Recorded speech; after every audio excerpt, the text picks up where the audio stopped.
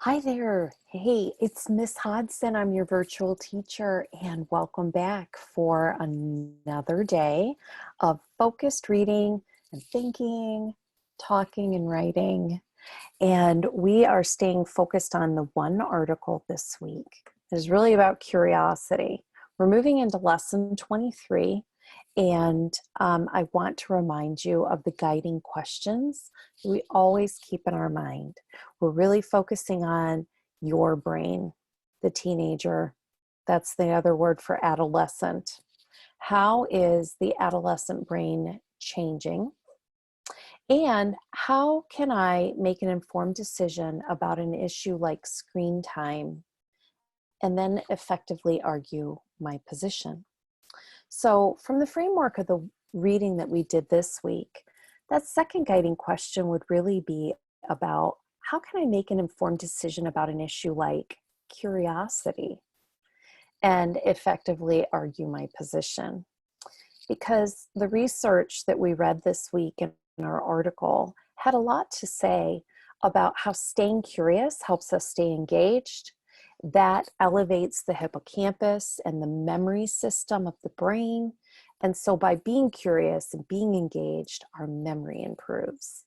And if that's true, that could be true for anything we're trying to learn.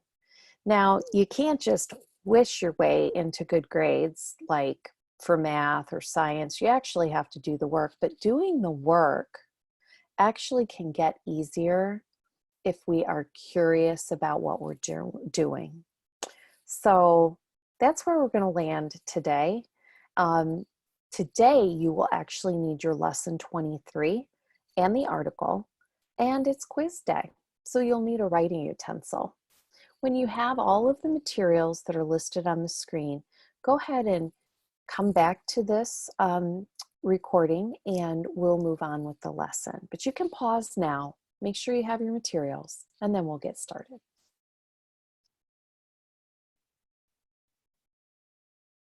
All right, fantastic. Really simple learning target today. I can use a text to answer questions. And like our routine is every week, there are 4 questions on today's quiz.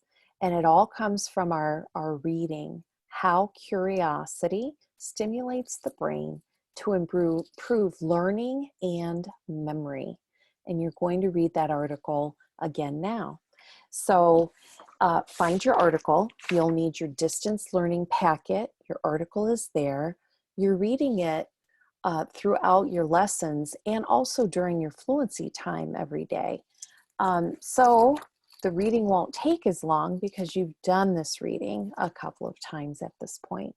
But be thinking about what you have learned about how being curious helps to stimulate the brain and improve memory. That's the title of the article. So think about that as you read. And how can you become more curious about school and the things that interest you, and maybe even don't interest you, but learning them will get easier if we remain curious and asking ourselves the question, I wonder. So go ahead and think about that.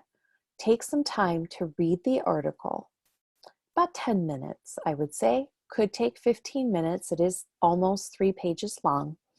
Go ahead and pause the video for as long as you need, and then come on back and we'll get into the other part of the lesson today.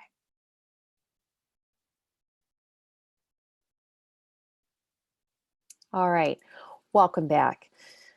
So you've read through this article several times at this point, some just sections, but you've come through the article with fluency checks and things like that quite a bit this week.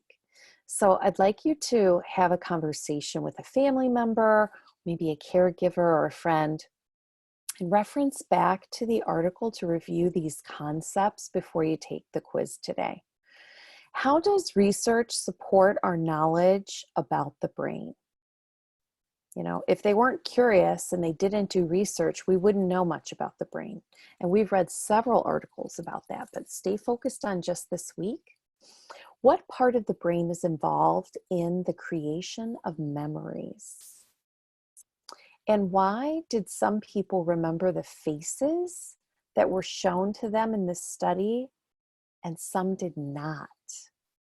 This is taking you back to the very beginning of the article, piquing interest.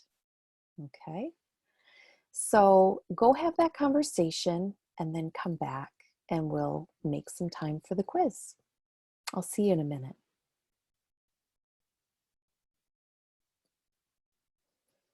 All right, perfect. Go ahead and get out your digital learning packet and you will find in lesson 23 a quiz that has 4 questions. Just like before, I want you to take your time, use the article to answer the questions. So you can pause the video here and then we'll come back and finish out today's lesson after you've answered the 4 questions. Go ahead and pause the video now and I'll see you in a little bit.